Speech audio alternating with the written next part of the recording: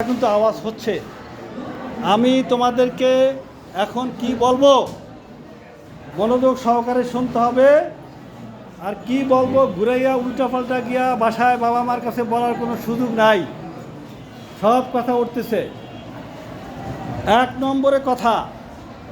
নম্বর কথা হলো, আজকে আমি এখানে একটা হোটেলে নাস্তা করেছি। আশেপাশে দোকানদাররা এসে আমাকে ঘেরাও করিয়া ধরছে মানে কি আমার মারবে না, ওই জন্য না, তারা ধরছে স্যার এই যে টিনের একটা ফাঁকা দেখেন, একটা টিন নাই ফাঁকা, এখান দিয়ে আপনার ছাত্ররা এখান দিয়ে পালায় বোঝো তো, পালায়। তা আমি হাসলাম, ওরা কি স্কুলে পালাইতে আসে না পড়তে আসে? দোকানদাররা হাসে, তা আসে পড়তে, কিন্তু টিফিন খাওয়ার পরে পালায়। তখন আমি বললাম, তাহলে কি টিফিন খেতে আসে? এখন তো দোকানদাররা হাসে, তাহলে কি টিফিন খেতে আসে? টিফিন খাওয়ার পরে যদি পালায় তাহলে কি টিফিন খেতে আসে? একটা কলা আর এক পিস রুটি এই তো টিফিন দেয় নাকি? কাচ্চি বিরিয়ানি তো আর দেয় না, ভিজা তো আর দেয় না। তাহলে এক পিস রুটি, পড়াশোনা খুব গুরুত্ব হয়ে গেছে এখন।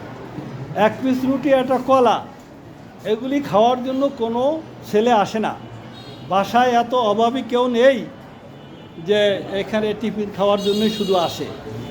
তবে এমন ইতিহাসে আমি শুনেছি, এমন গরিবের ছেলেরাও ছিল যে বাসায় খাবার নেই, স্কুলে যে টিফিনটা দেয় ওইটাই তার সারাদিনের খাবার। এরকমভাবে লেখাপড়া করে সেই ছেলে কিন্তু A+ গোল্ডেন পেয়েছে। এই A+ গোল্ডেন পাওয়ার পরেই এই জাতীয় সোশ্যাল মিডিয়ায় কথাগুলো আসছে।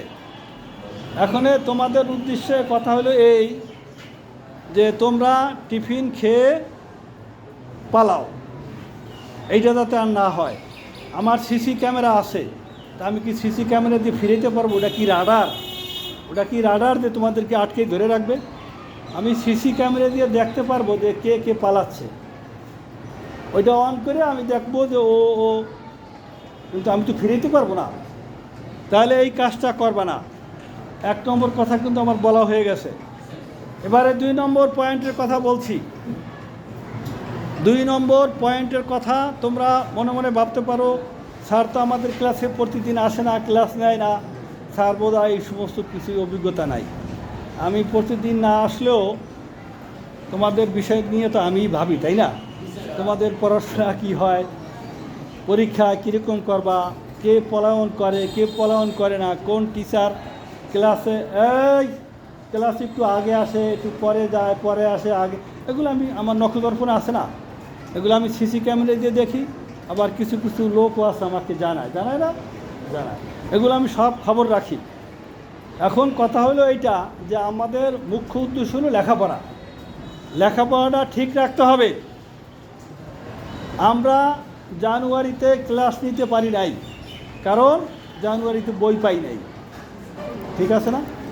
জানুয়ারিতে বই পাই নাই, পাশাপাশি জানুয়ারিতে আমাদের স্পোর্টসের হিট ছিল। ফেব্রুয়ারিতে আমরা ফুল ক্লাস নিতে পারি নাই, তার কারণ ফুল বই পাই নাই। ফুল বই না পেলে কি ফুল ক্লাস নেওয়া যায়? এবং ফেব্রুয়ারিতে আমাদের 3টা অনুষ্ঠান ছিল, এই অনুষ্ঠানের একটু কাজ থাকে, যার কারণে কিন্তু আমরা ফেব্রুয়ারিতেও ক্লাস নিতে পারি নাই। এরপরে বন্ধ চলে আসলো রোজার দীর্ঘ বন্ধর পরে খোলার সাথে সাথে কি এসএসসি পরীক্ষা চললো 13 তারিখ পর্যন্ত, মের 13 তারিখ পর্যন্ত চললো, ঠিক আছে না? এই পর্যন্ত তোমাদের পড়াশোনা নাই। 14 তারিখ থেকে আজকে 21 তারিখ, 1 সপ্তাহ ক্লাস হয়েছে, 1 সপ্তাহ ক্লাস চলতেছে। এরপরে 29 তারিখ থেকে বন্ধ হয়ে যাবে। আমি কি এগুলো না দেখলে কি মুখস্থ বলতেছি? 29 তারিখ থেকে বন্ধ হয়ে যাবে, 1 তারিখ থেকে না, 29 তারিখ থেকে ক্লাস হয়ে বন্ধ হয়ে যাবে। 19 তারিখ খুলবে না, 22 তারিখ খুলবে। কথা বুঝাইতে পারছি? 19 তারিখ তো লেখা, কিন্তু খুলবে 22 তারিখ। কারণ শুক্র শনিবার আছে, আর 2টা শুক্র শনিবার খোলা, সামনের শনিবার কিন্তু ক্লাস হবে, এটাও মনে রাখতে হবে। 2টা শনিবার খোলার, একটা শনিবার হয়ে গেছে আর একটা শনিবার আছে। প্র্যাকটিক্যাল চলা অবস্থায় ক্লাস হয় না, তারপর আমরা প্র্যাকটিক্যালের ভিতরে ক্লাস নিয়েছি। কেন? আমাদের ক্লাসে একটু ঘাটতি আছে। তাহলে আমাদের 22 তারিখ খোলার পরে 24 তারিখ থেকে পরীক্ষা, ঠিক আছে না? কিন্তু পরীক্ষা তো ঠিকই হবে, 100 নম্বরে ঠিকই হবে, সিলেবাস ঠিকই আছে। কিন্তু এখন যদি বলি যে আমাদের ক্লাস হয় নাই, কথা তো 100% সত্য, কিন্তু এই কথা বললে কাজ হবে? ক্লাস যে হয় নাই তোমারও দোষ না, আমারও দোষ না, সারা বাংলাদেশে একই সিস্টেম। তাহলে আমাদের পরীক্ষা 24 তারিখ, এটা মাথায় রাখতে হবে। 2 নম্বর কথা শেষ, এবার 3 নম্বর কথা। 3 নম্বর কথা এবং অত্যন্ত গুরুত্বপূর্ণ কথা, সেটা হলো আমাদের এখান থেকে 1 বছর 2 বছর আগে এসএসসি পাস করছে এরকম ছেলে, তারা এখন কলেজে পড়ে, তাদের কাছে ওই সমন্বয়ক নেতারা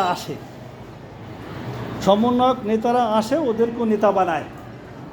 এবং ওই যেই ছেলে এখন কলেজে পড়ে ওদেরকে আবার সমন্বয়ক নেতারা বলে যে তুমি তো পাইলট স্কুল থেকে পাস করছো, তা পাইলট স্কুলে যাও, যাইয়া এরকম উঁচা লম্বা দেখা 20টা ছেলে নিয়ে আসবা। এরকম ওরা বলে, উঁচা লম্বা দেখা 20টা ছেলে নিয়ে আসবা। আমার যে পরীক্ষা ক্লিয়ার যে হয় না এইটা ওরা ভাববে না। 20টা ছেলে কি বইলা নিয়ে আসবা, একটা প্রলোভন দেখাবে, বলবে যে আমাদের একটা প্রোগ্রাম আছে, আমাদের একটা প্রতিযোগিতা আছে, তোমাদেরকে পুরস্কার দেওয়া হবে। সাথে সাথে চকলেট একটা করে দেওয়া শুরু হয়ে যাবে, একটা করে চকলেট দিবে, পরে তোমাদেরকে বলবে যে রজনীগন্ধা দেওয়া হবে, পুরস্কার দেওয়া হবে, সবাইকেই সৌজন্য পুরস্কার দেওয়া হবে, এই জাতীয় কথাবার্তা তোমাদেরকে বলবে। আর তোমাদেরকে নাস্তা খাওয়াবে, তোমাদেরকে মোটর সাইকেলে করে নিবে, রিক্সায় করে নিবে, যার কারণে খুশি হয়ে তোমরা যাবা। যাওয়ার পরে ওরা করবে কি, তোমাদেরকে একটা মিটিংয়ে, রাজনৈতিক মিটিং হচ্ছে, সেখানে তোমাদেরকে দাঁড় করাবে, সংখ্যা বেশি দেখাবে, এবং সেখানে দেখা গেল যে ওই রাজনৈতিক স্লোগান হবে, স্থানীয় সরকার চাই, নির্বাচন চাই, অবকের মুক্তি চাই, এই স্লোগান তোমাদেরকে দেওয়া হবে। আর পুলিশে কাঁদুনি গ্যাস, জল কামান, পেপার স্প্রে, রাবার বুলেট এগুলো নিক্ষেপ করবে। পুলিশকে আদর করবে। এইভাবে সরকারের পদত্যাগ চাই, যমুনা ভবন ঘেরাও করব, এইগুলো তোমাদেরকে দিয়ে করাবে। তখন পুলিশে টিয়ার গ্যাস ছাড়বে, কাঁদুনি গ্যাস ছাড়বে, পেপার স্প্রে ছাড়বে, জল কামান ছাড়বে, রাবার বুলেট ছাড়বে। এগুলি তোমাদের গায়ে লাগতে পারে না নাকি? না, তোমাদের বডি কি এই যে বুলেট প্রুফ? তোমাদের গায়ে লাগতে পারে। তোমরা ছোটো মানুষ, কখনো কোনো দিন যাও নাই, অনেকেই আহত হবা, পা ভাঙবে, হাত ভাঙবে, চোখ কানা হবে, আল্লাহ যদি না করুক কারো ইন্তেকালও হইতে পারে। মারা যাচ্ছে না বহু লোক, 14 বছরের ছেলেও ওই সংগ্রামে মারা গেছে। তাহলে তোমরা কি যাবে না? এবং তোমাদেরকে আবার বলবে যে শোনো ছোটো ভাই, আজকে তো এই মিটিংটায় থাকলাম, তোমাদের প্রোগ্রাম আর একদিন হবে, বুঝো নাই? মিথ্যা কথা বলবে। তোমাদেরকে তোমাদের অনুষ্ঠান, সাংস্কৃতিক অনুষ্ঠান, জাঁকজমকপূর্ণ অনুষ্ঠান, এই কথা বললে নিয়ে ওই মিটিংয়ে দাঁড়া করাইবে, স্লোগান দেওয়া হইবে, রাস্তায় ব্যারিকেড দেওয়া হইবে, যমুনা ঘেরাও করাইবে। যমুনা বোঝো কি যমুনা কি? খুব বলছে। হ্যাঁ, তোমার নাম কি? মিনহাজ বলছে যমুনা হইল প্রধান উপদেষ্টার বাসভবন। এই বাসভবন হামলা করবে কে? ওখানে কি বিড়াল, ওখানে কি ইঁদুর, ওখানে হামলা করবে। এই সমস্ত প্রোগ্রাম কিন্তু চলতেছে, তোমরা যাবে না। তোমরা বলবে যে না, আমাদের তো, আমি যে এত কথা বলছি এই কথা বলার দরকার আছে? তোমরা বলবা যে আমাদের পরীক্ষা, আমাদের পড়াশোনা হয় নাই, আমরা যাব না। এত কথা বলার দরকার নাই। আমি তোমাদেরকে এত কথা বললাম বুঝাইবার জন্য, তা নাহলে তোমরা ভুল বুঝে একটা চকলেটের লোভে চলে যাবা গিয়া, পুরস্কারের লোভে চলে যাবা গিয়া। তোমাদেরকে গাড়ি দিয়ে নেবে, মোটর সাইকেল দিয়ে নিবে, এই লোভে চলে যাবা।